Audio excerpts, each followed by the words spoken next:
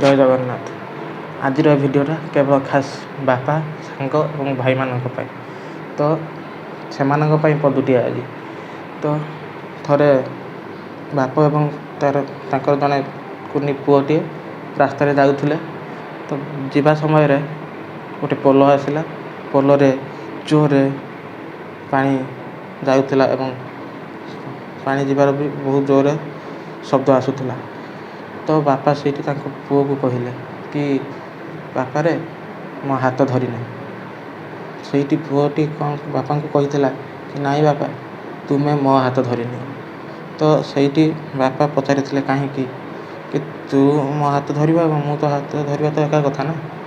ସେଇଠି ପୁଅ ଜଣକ କହିଥିଲା ନାଇଁ, କି ମୁଁ ଯଦି ବି ଆପଣଙ୍କ ହାତ ଧରେ ତ କିଛି ଅସୁବିଧା ହେଲେ ମୁଁ ଆପଣଙ୍କ ହାତ ଛାଡ଼ିଦେବି, କିନ୍ତୁ ଯେତେବେଳେ ଆପଣ ମୋ ହାତ ଧରିଥିବେ ତ ଠିକ୍ ସେହି ସମୟରେ ଯଦି କିଛି ବି ଅସୁବିଧା ଆସେ ନା, ଆପଣ ଜମା ବି ମୋ ହାତ ଛାଡ଼ିବେ ନାହିଁ। ଇଏ ହେଉଛନ୍ତି ବାପା। ତେବେ ସାଙ୍ଗ ଆଉ ଭାଇ। ଥରେ ଜଣେ ବ୍ୟକ୍ତି ଜଣେ ସାଧୁଙ୍କ ପାଖକୁ ଯାଇଥିଲେ। ସିଏ ପଚାରିଲେ ସାଙ୍ଗ ଆଉ ଭାଇ ଭିତରେ ପାର୍ଥକ୍ୟ କ'ଣ?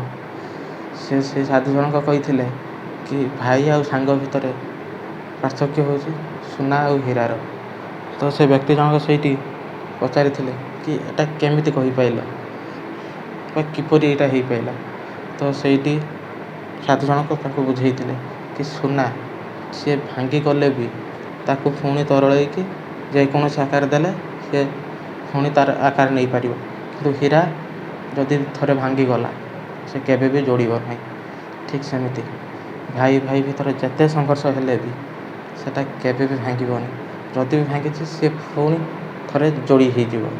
କିନ୍ତୁ ସାଙ୍ଗ, ସେ ଯଦି ବି ଥରେ ଭାଙ୍ଗିଗଲା ନା, ଆଉ ସେ ସାଙ୍ଗ ସାମ୍ନାକୁ ଯିବାକୁ ଆମକୁ ସାହସ ହେବନି।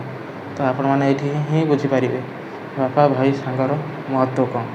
ତ ନିଶ୍ଚିତ ଥରେ ଏଟାକୁ ଭାବିବେ।